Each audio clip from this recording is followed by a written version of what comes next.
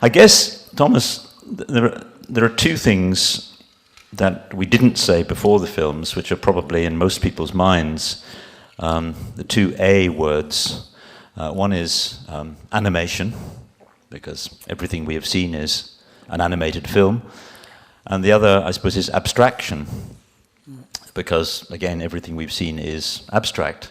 So this is a program that has brought together these two extremes of filmmaking, which lie far outside the mainstream of filmmaking.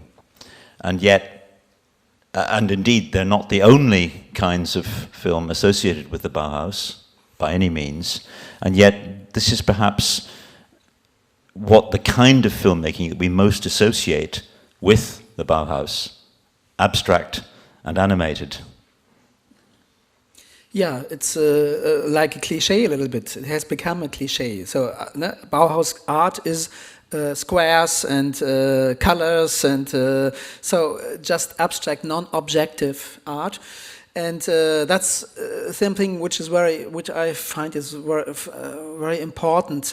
Bauhaus films are much broader. There's a much broader range. There are social documentaries, and if you come tomorrow, you will see the short films of Moholy-Nagy. And there's only one abstract film and four social documentaries on Tsigan, Roma and Sinti people, and on hygienic problems in Marseille, for example, and all these films which are related more or less with the documentaries of the late 20s. So Bauhaus is not a special thing. There's no Bauhaus style in cinema. It's part of documentary filmmaking of the end of the 20s, like the films of Wilfried Basse or Hans Richter, and they did similar films. And one woman, which is very important, I think, Ella Bergmann-Michel, a woman filmmaker who's associated with Bauhaus. She was a student in Weimar shortly before she was fired by the professors, and then Gropius tried to get her back, but she didn't want to come back, and so. But she did films in the idea of Bauhaus. She's very near Bauhaus, and these are social films on people with working problems, ambulant who work clandestinement, and the police is coming, and because they have no right, no authorization to work, they should hide, and she is part of this gang. And so these are very interesting films, and very few people know them. And the third group of films are abstract, non-objective films, then social documentaries, and the third group is films on architecture, and which is also part of a big reform movement of the 20s. And there's one very important film which is shown in the program, Wie bauen wir gesund und wirtschaftlich? How can we construct hygienically and economically in an economic way, something like this.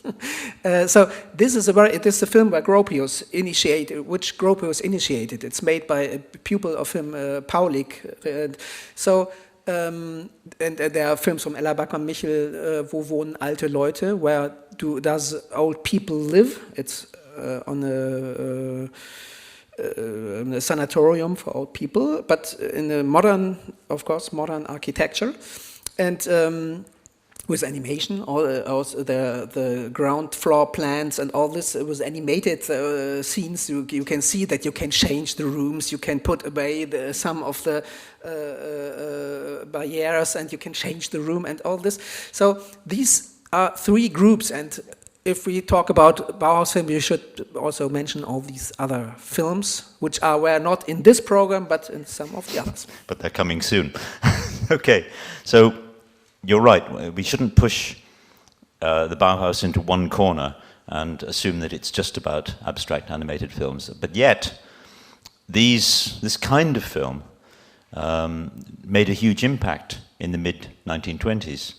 And we should also perhaps just explain, as part of the landscape, that this was because, I suppose, of two curatorial activities. A program that was assembled in Berlin in 1925, which was billed as a program of absolute films. And that's another A word.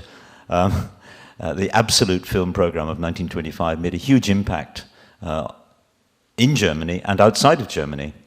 And when Paul Rother, one of the pioneer film historians, wrote his book, The Film Till Now, which became a sort of Bible for anybody interested in the history of film, he includes a list of 120 films that you must see. At the end of it is the first list, in fact, of this kind, and he's got a special section called Absolute Films. That's where he got the idea from. And the other curatorial landmark, I suppose, was a program assembled in 1929, which also included a range of experimental work, a program shown at Stuttgart, which included a number of abstract films and animated films. And these two programs, 25 and 29, really signaled, I think, to the outside world that there was a movement of filmmaking, not confined to Germany, but Germany seemed to be very much where it was happening. And other films were brought into Germany and really got their reputation from being included in these programs. And you've written about this curatorial work. Yeah, that's a very important thing. I think these people, they work as a group. They not have a brand name, but they knew each other. They traveled a lot. Hans Richter, for example, he traveled to Paris, to the Netherlands, to Britain. London. Here in London, he did a film course here in London, of course. And as he did a film course at the Bauhaus, we mentioned in the beginning that on the curriculum it was not there, but there were 3 days. Hans Richter did 3 days of screening of avant-garde films at the Bauhaus, and there Kranz was there, and he was terrified because he saw everything which he wanted to make as a student. And Kandinsky was there, and Malevich was there, all the 3 of them. But the thing is that they work in a kind of network system together with avant-garde filmmakers like Dziga Vertov, who came over from Russia, who did a tour in Europe in 29, and again was his first sound film in 31. And they knew each other, and so there was a wide range of inspiration. I think this is a difference to many of the films which we have seen today, which were made after the war. The people, they were a little bit isolated at that time. They were working at small art schools, Schwertfeger in Aalfeld, which is a very small town south of Hanover, and Graeff was in Essen, and Kranz was in Hamburg, but he was not known as a filmmaker in Hamburg. He never participated in animation festivals in Stuttgart, for example. No, but he only showed them in small circles. When Albers was his professor at the Bauhaus, Albers invited him to America from time to time, and that's why they are English titles, no? Because he prepared this in 60mm print of his films that he can present them. But they were in a way isolated. They had no contact to other filmmakers, and and you have seen that how Kranz he gave his name in the beginning of some of these films. Or Graeff, he gave all the exhibitions where his partition was shown. So you feel already that they were not accepted as big and great artists, and they had these problems, and they wanted to make at least the films they dreamt of a long time ago. But that's the difference to the 20s. In the 20s, Richter, Eggling, they knew Basse, Vertov, all these guys, and Stella Simons, and we can continue with many names, Man Ray, of course, and Léger, and all this French group, and they influenced and inspired each other.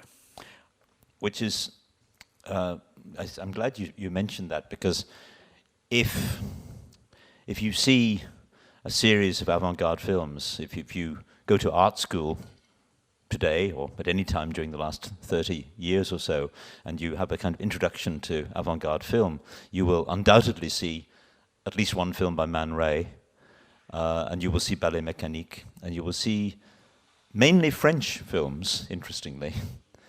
And yet, and which is quite strange in a way, because many of those French films were not widely seen in France. They were actually brought to Germany and shown in some of these German programs. So there's a kind of dislocation in the history.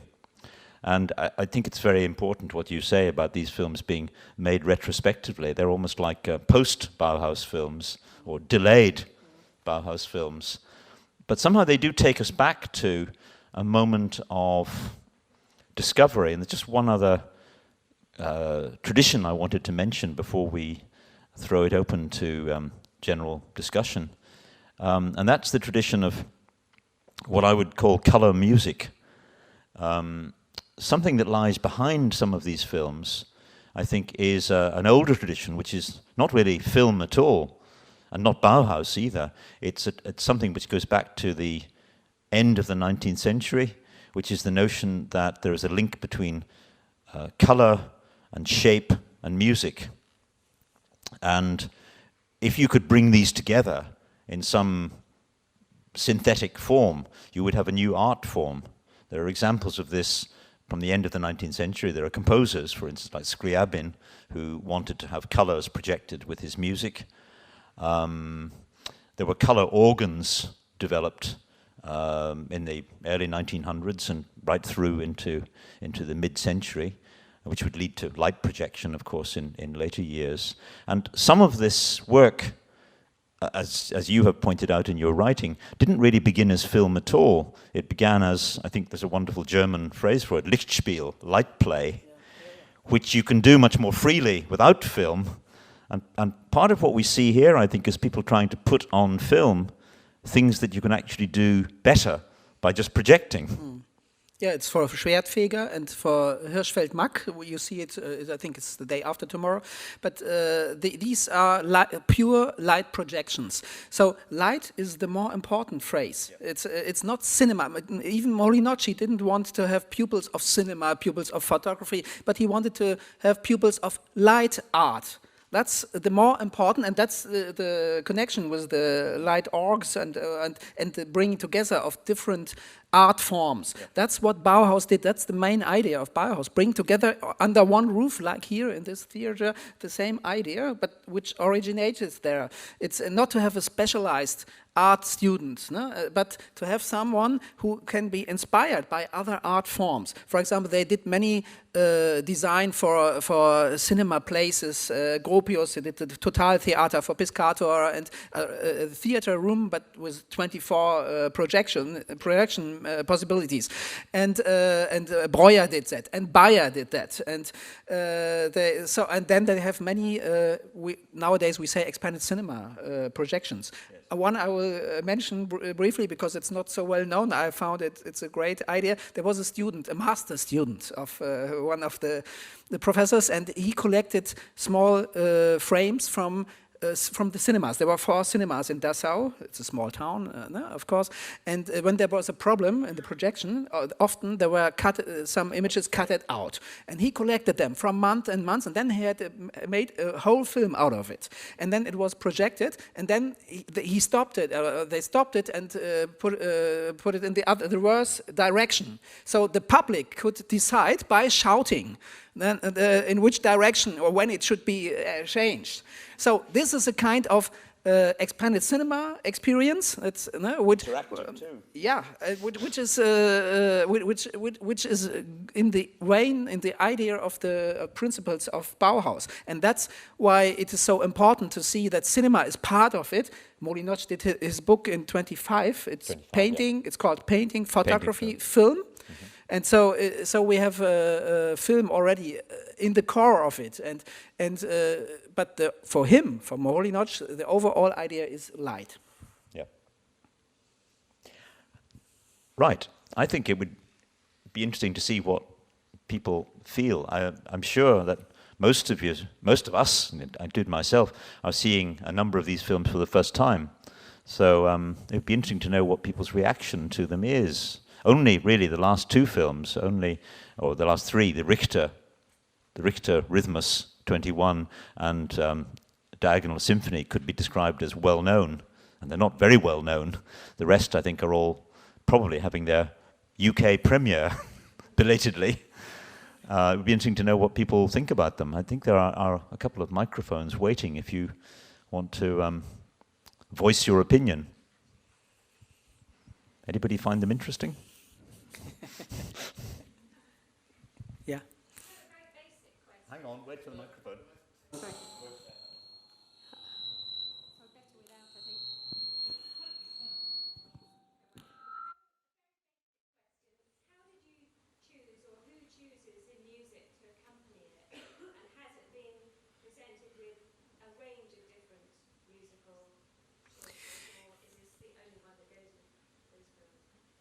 Yeah, we don't know anything about the music. That's the problem for most of the silent films. Only if it's one of the big, great movies of Fritz Lang or something. Okay, then we have some partitions. But for these films, we know very. I know nearly nothing. So we sometimes they have. I think very often they were projected silently. I suppose for Kranz it is. Quite sure because he did it in the 70s. It was no problem with the sound stripe. No? He could add music, but he didn't do that. So I think it was sure that he didn't want to do it. And and on the DVD, we did the DVD with that. There is some music, but it is as today. It's someone who gives his idea about. The combination of music and image, but we don't know anything about that.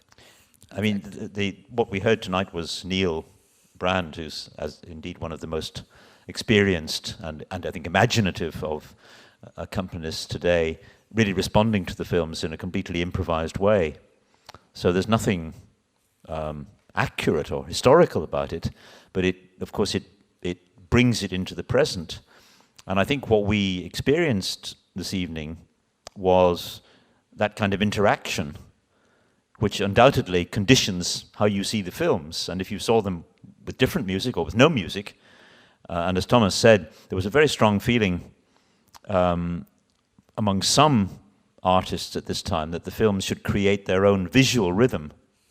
And the visual rhythm had to be on its own, as it were. It couldn't be interfered with by musical rhythm. On the other hand, that was only one tradition.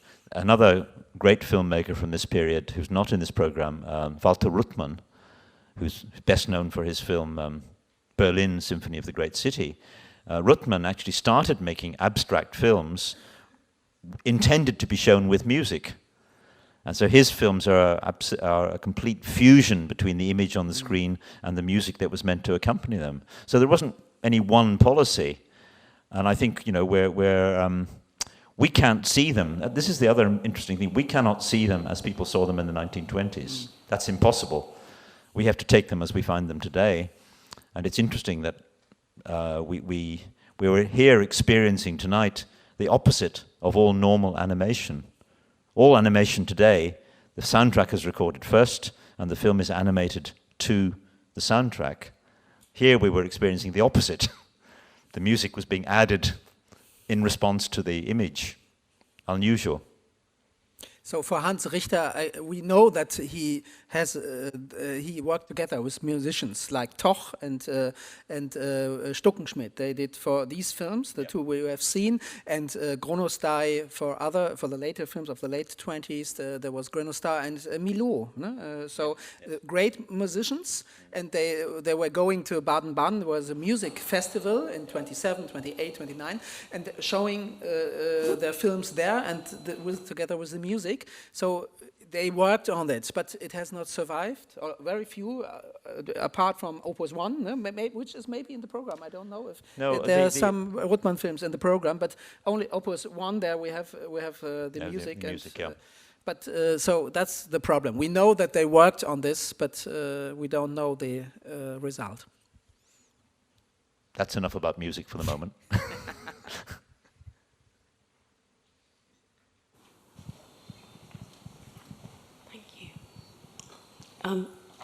This question is related to music, but in respect of what you said about some of those films, the black and white ones perhaps, being made to stand alone, and I don't know whether that was the case with the Hans Richter Rhythmus, but I wondered if you had an opinion on, in relation to the connection between colour in painting, for instance, in the turn of the century, and musical tone, as we saw in the colour ones, perhaps.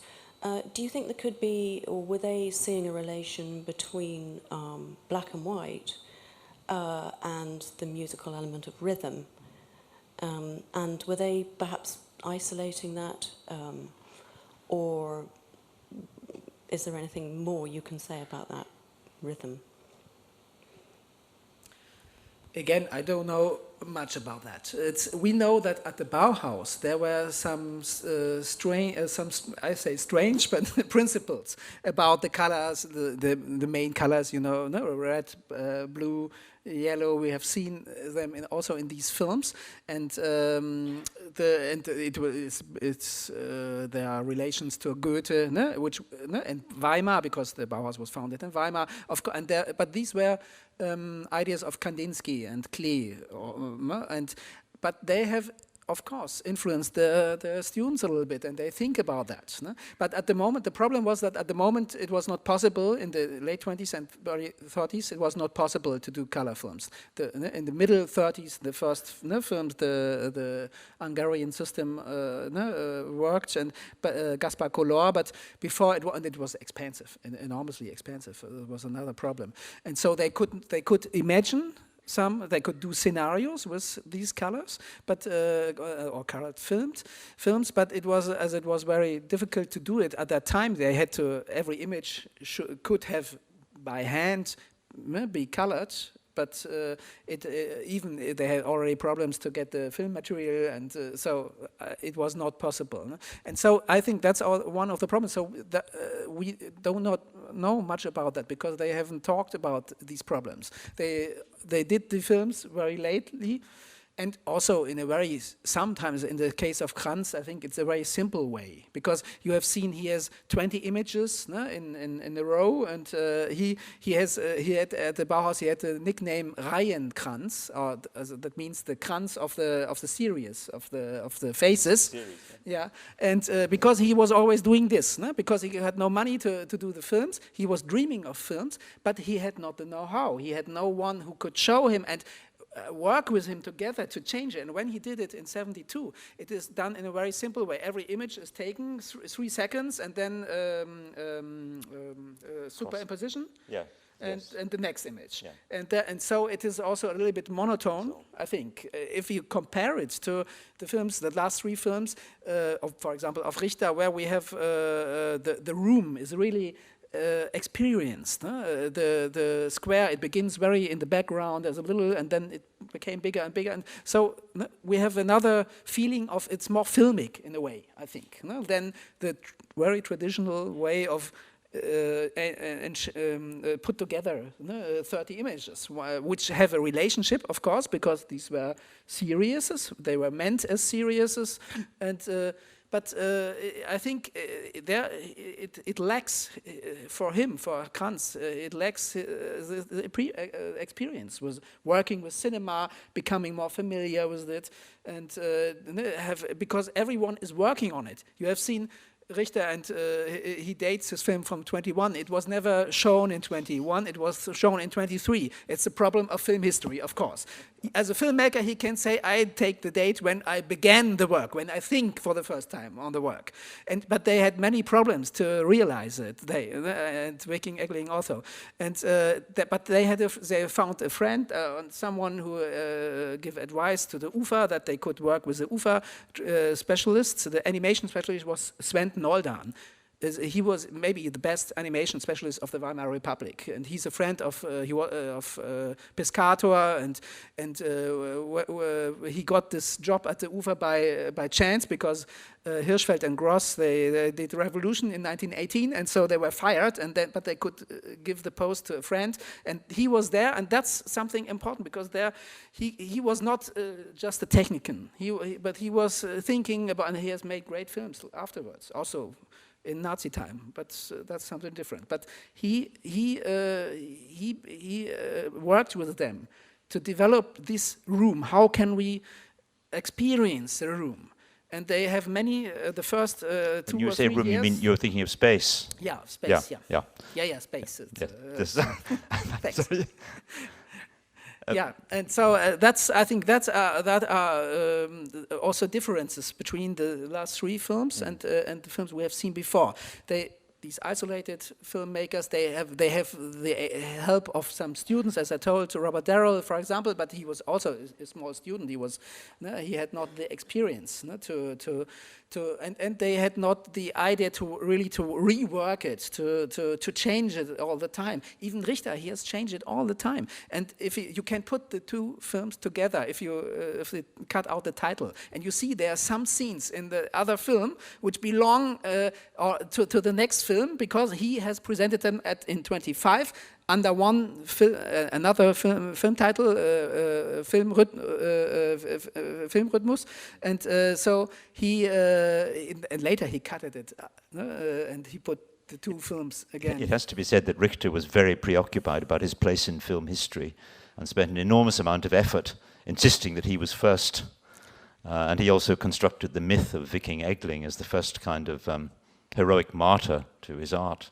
I mean, it's true that poor Eggling did die very young and very poor under miserable circumstances. Before the first screening, and exactly. So that is ideal for a amateur, of course. But that's okay. That's an interesting point, because this is the problem of art history, of art market. So it is, of yeah. art market, and Bauhaus is very much related to art market, because it became a brand name, and it was Gropius and Mies van der Rohe, the two directors, not Hannes. There was another one who was a communist, and he's always forgotten, of course. And but these other two guys, and especially because they went into exile, but to America, and there was the publicity. They were specialists in publicity, in advertising themselves and their ideas.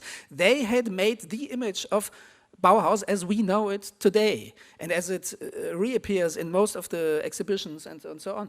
But when we look a little bit closer to the students, it's very interesting what we hear there. And we had in Dessau, we presented 20 screenings of interviews with Bauhaus students. Two friends of mine have done them 15 years ago, and now these people are all dead. But there they explain what they had to, how was it in reality. They had to work all the time for the professor, never had time for their own research, only in the Vorkurs, in the basic course at the beginning. And then we hear all these things from Schlemmer.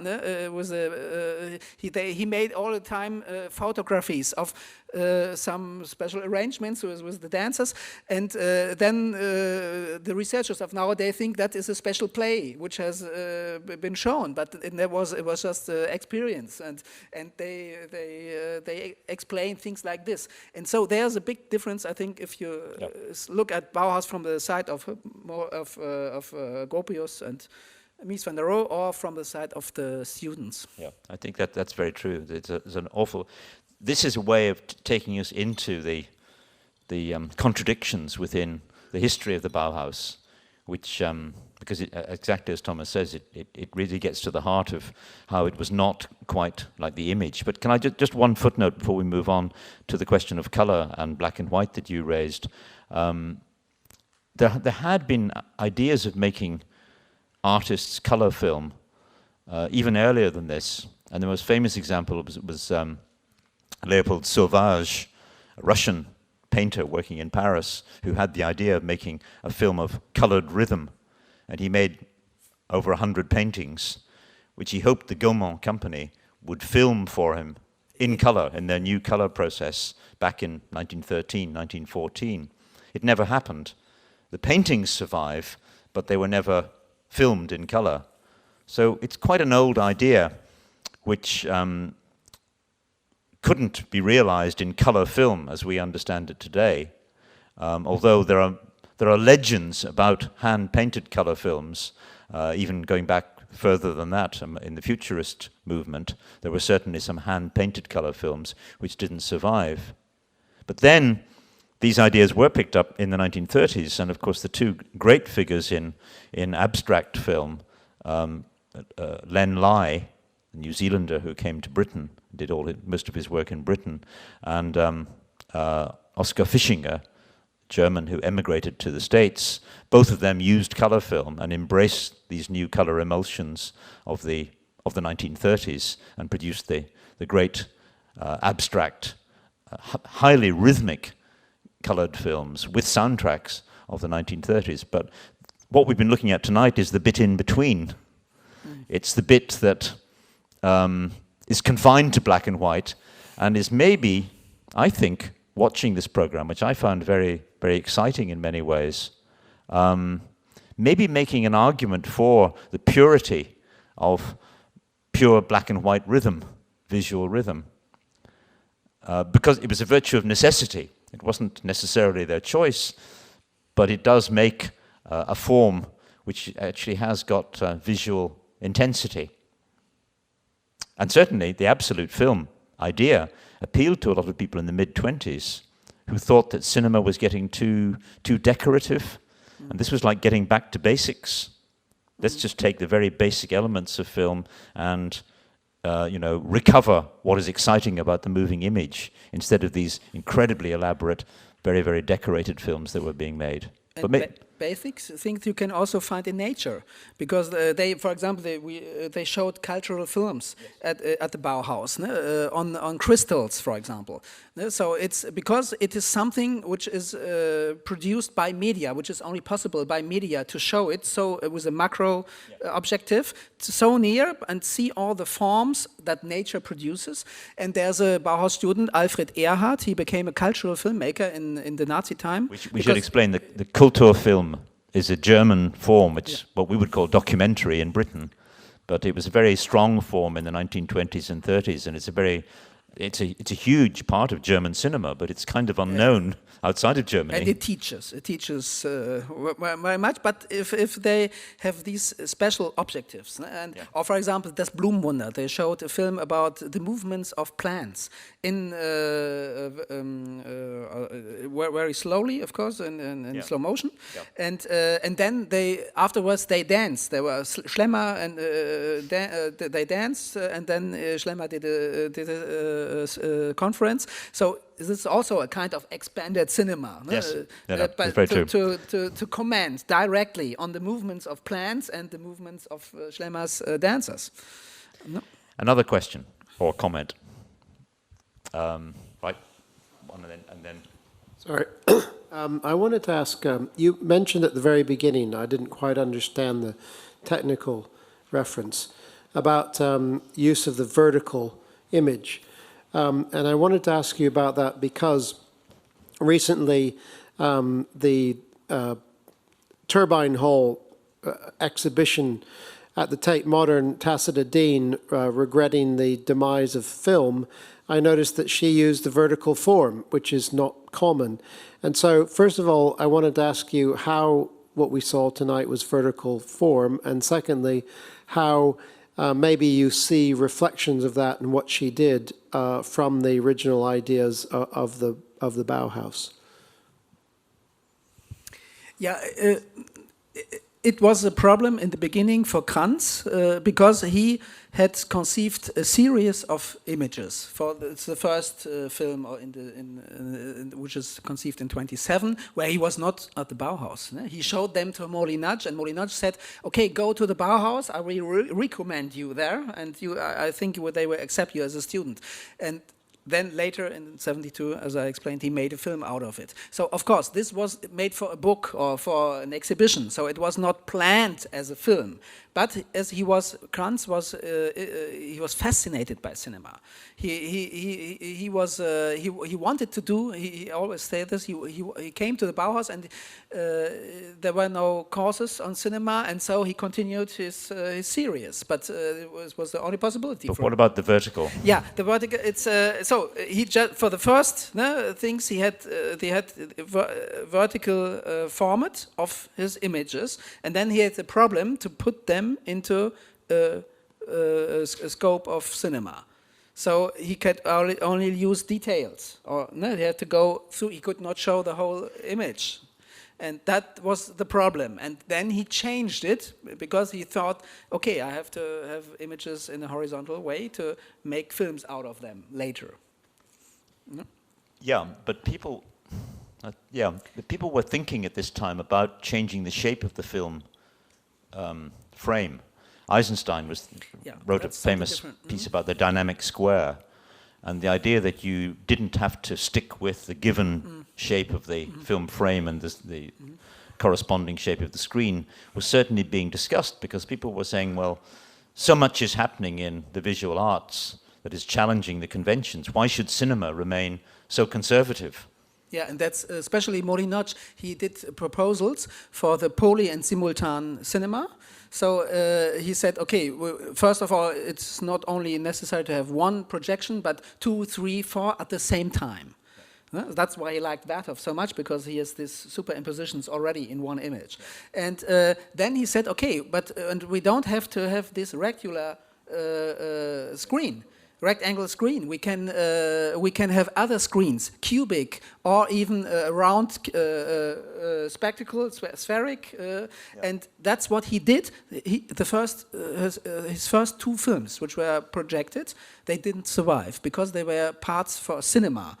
And for Ernst Legal and for Erwin Pescator. And but there we can read the text. I collected all of them. It's quite interesting what they did.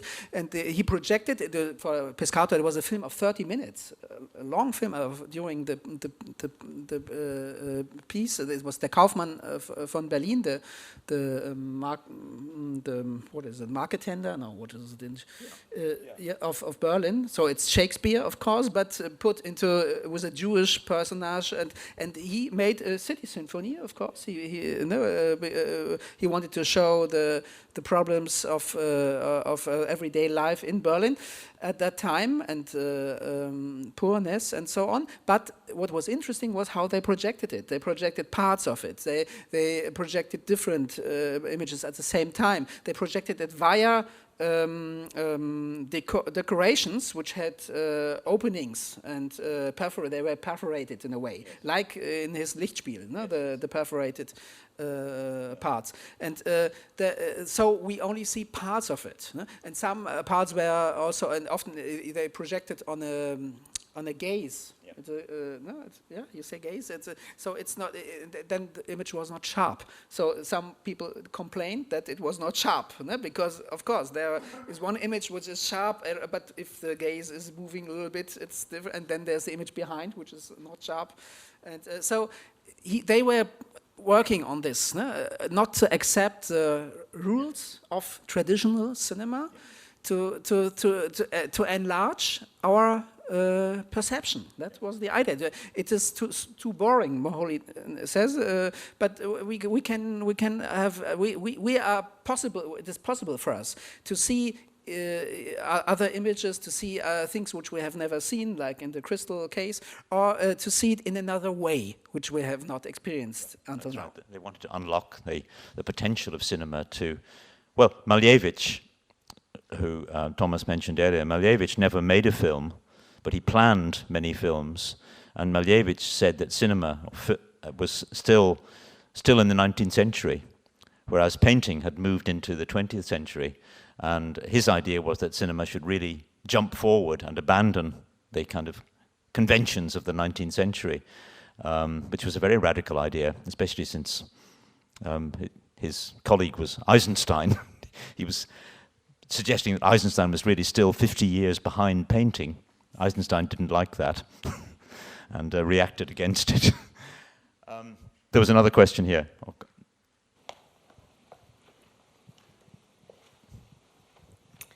I was just wondering if you could talk a bit about why exactly the Bauhaus didn't have a film workshop. There was a photography workshop, but there wasn't a film workshop. And yeah, if you could just explain a little bit why. I mean, was it financial, or were there other reasons behind it? Already it was a problem to have the photo workshop came in 1929 when Moholy-Nagy was gone away. In 28, the beginning of 28, he with Gropius together, he went away from the Bauhaus to make films, he says, and he did these 2 films which I mentioned for the theater plays as first, and then but the photography came late, and it was part of the PR department, of the advertising department, and but Morley taught photography already the whole time, as his book shows, because the book from 25, it's the principles of the Bauhaus, and Gropius says also when he was talking about the science of seeing. Bauhaus is the science of seeing. We should go in this direction. So. It was not an official, it was not in the curriculum, and that was mostly of financial problems, and because they had, even with their products from the workshops, they had problems. No? The lamps, the famous lamps, and the chairs, they were expensive. They were not mass products. No? Everyone could afford. No, not at all. And so they had, and we know much about the financial problems of the Bauhaus. So it was clear the Bauhaus could not pay it by itself. So, but then it was not at that time. There were nearly no film schools at the whole world, except of revolutionary Russia. But in France, in 28, it was the first time. 27, and you could study at the Louis, which is nowadays Louis Lumière School. Where there's Love, for example, if we show a film tomorrow from There's Love, and Boris Kaufmann and so on, and Buñuel and Marcel Carné, they were from the first and the group of students, and they studied in 20. They started in 29, and in Berlin it was in 28 for the first time at the private art school, where the Reimann Art School, you could study film, and then at the Piscator School, where Moholy-Nagy taught in 29. And we have some students, Anna Maria Jokel, a woman filmmaker who learned there, and she did films later. But so it was not. It was not the practice at the time to have arts film schools, and then we have also the problem that Moholy-Nagy thought. The industry must help. UFA. He asked the UFA directors, and of course the UFA directors, they didn't. It was experimental films for them. They were not interested. The late 20s for the Weimar epoch were the most interesting, and there was no crisis at all. It was not the time of Oberhausen, so it was different. It was the contrary.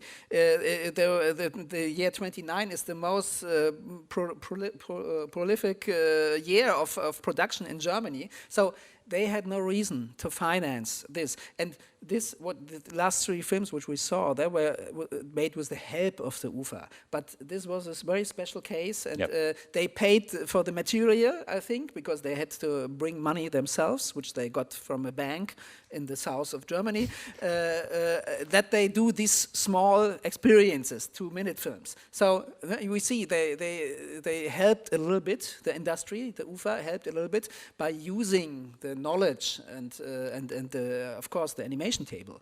But this was a problem of Bauhaus, because Bauhaus had this idea to work together with industry, but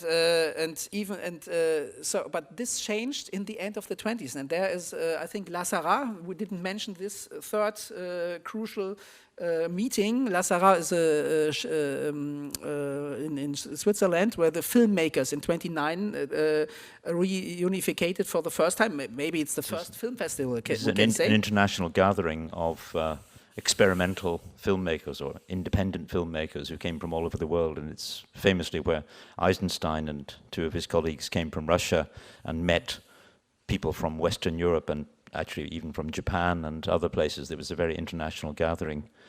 They made a film, but it got lost.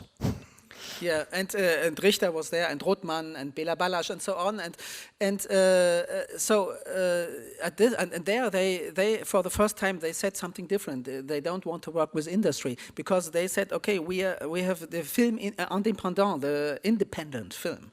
That's the new idea, and it changes, and even with Moholy-Nagy, because you see in the articles of Moholy-Nagy, he takes reserve, and he says, okay, all my colleagues in 32, he says, all my colleagues, they have given up, because avant-garde film movement has stopped, but because of economic crisis, and the sound film, which was coming, and the film was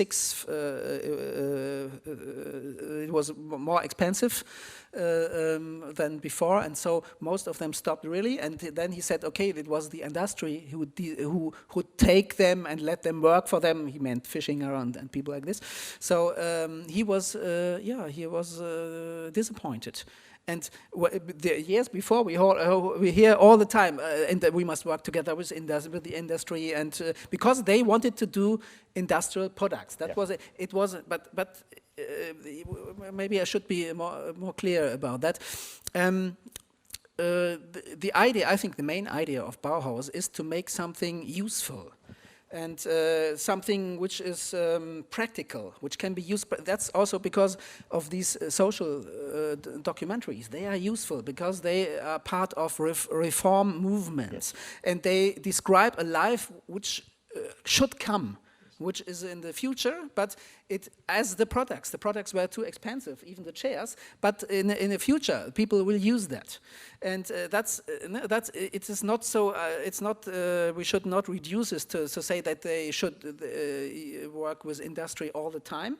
The idea was that industry can help, that they should not be, do la pour la, just art for funny things. Art for art's sake. Yeah, yes. Art for art's sake. Yeah. So that and that's the main difference, I think. Yeah, and, I think that's true. And just a quick footnote, where this kind of filmmaking was first taken up was by the advertising industry, which is interesting and I think very significant that a producer called Julius Pincheva, a very important figure but completely unknown figure to the wider world of film history, a German producer who was involved with advertising films from a very, very early stage, saw the potential of the absolute film and encouraged filmmakers to borrow techniques from absolute film to make advertising films. And in a way, that's where we see the legacy of some of this kind of experimental work. It can still be seen today, I think, in the short advertising film, which aims to be visually striking. I think we've got time for just one more comment, and then we should wrap it up.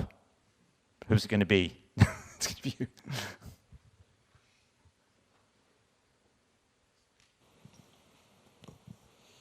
Hi, it's just a short question. You mentioned about space, and I was wondering if you could just expand a bit about that. Yeah. Now, I was astonished by the difference of the films of the post-war time from Kranz, who were so simple, just plain refilming paintings. Which conceived in a row, in a series, of course, but he did not work on the problem of space there, because he just made the superimpositions, and then inside the image he has already walked, of course, and every single of these images we can imagine as a painting in our dining room, of course, but as a film, I think it's not a filmic film. He has just connected them, and it was my impression, in comparison to the films of Richter and Eggling, and also the film of Graeff. He has also already this room movement, this space movement. So that's only, I think, and I think the Graeff film is it's a film which can be competitive with which can be compared with the films of Richter, even if it's made in the 50s. We see that it has some force, some impact, and also the film Flächenperpellaristisch. That's the film of Brocksieper. Propeller-like film, yes. Yeah, I think this has also some impact, and even if it's only a fragment. I mentioned before there were only small fragments which they found on the ground in the ruins. They are not the films, the real films. Even the duck which develops with the metamorphosis. The duck becomes a bottle, or the bottle becomes the duck. It's just a small part, 3 seconds, which they, for the DVD, repeated 4 or 5 times, but that's not the film. Just to mention that again. But in Flächenperpelleristisch, he worked on the problem of space. Yeah. And that's interesting because he said, okay, we could put a needle in the middle of a square like this, or it's a trapezoid form. Trapezoid form, yes. Yeah, and you can move it around, turn it around, and then you see that it's a harmonic way of movement. And if you put it outside, near to the edge, the borders, it changes. It becomes more gay and vagabond, and and you can see that, and that's I think it's really an interesting experiment, and it has this impact, even if it's, but that's from the 30s, but even if there's only a small fragment. Yeah. But Richter, I mean, this was the great discovery that Richter made in this early work, which he constantly, as you say, reworked and mashed together, that by simply changing the size of the rectangle, you produced an astonishingly stereoscopic effect. The problem, seems to me, that Richter didn't know what to do with his discovery. I mean, I think one is allowed to be critical, and although Richter spent a lifetime building his reputation and polishing his reputation, claiming to be first, etc. There is a sense in which I feel, this is a purely personal thing, that Richter made a number of interesting discoveries, but then really had no kind of sense of what to do with them. And that's one of them. Interestingly, Maleevich's notes for the film that he always hoped to make, which would have been an abstract film, is full of ideas about depth and about creating three-dimensionality. And in fact, there is a realization of Maleevich's ideas by Lutz Becker, curator and expert on the constructivist movement. Lutz has made a film which is a kind of realization of Maleevich's ideas, where you can see these things developed. And I think in some ways, it's a discovery that's kind of trembling on the brink in some of this work, that these filmmakers are trying to discover how to work with the depth effect in film, which of course has always been a challenge to animation, because animation, if left to its own devices, is flat, whereas animators work hard, as it were, to create a sense of depth. And as we mentioned, they worked 3 years on it. No? It was, and the first film, the Viking Eggling film, is not from 21. Also, it began in 29, and he put away all these first experiences. And in 23, he began this film, which we have seen here, Symphonie Diagonale, and then finished it in 24. Together with Bauhaus student, who was his girlfriend at that time, Erna Niemeyer, by the way, who became a great photographer in surrealistic movement under the name Reso Paul. That's her, and he worked, because he was already ill, he couldn't make all the designs and all this, so she made this. And they had an animation table at home. So that's because in the end they could afford, he had quarreled with Richter, and he could afford to have an animation table at home. Which brings us rather nicely back to what is the connection between all of this and the Bauhaus. The answer is we wouldn't have the Diagonal Symphony without a Bauhaus student. And I think what Thomas said at the beginning, that notion of collaboration and the fact that we need to see a much larger pool of people sharing ideas and techniques, most of whom remain unknown, is actually a very important lesson to take away from this, that it's not just the star names, it's a kind of body of work and a way of working. And I find it very moving, actually, the idea that some of these former Bauhaus students who couldn't realize their films in the 20s still had the drive and the ambition to realize them 20, 30 years later. It's really rather wonderful, and I think that some of those delayed films actually have a great quality to them, and it's good that we have them now. And they worked always together with their students, no? Like Schwertfeger, like Werner, Graeff, like Kranz. No? They couldn't do it without the help of their students. They're younger, smarter students, more technically competent. I think we should probably finish there. Thomas, we wouldn't have this program without the research that you've done, the tireless research to find these films, bring them together, and bring them here. So I think we're very much in your debt. Thank you very much.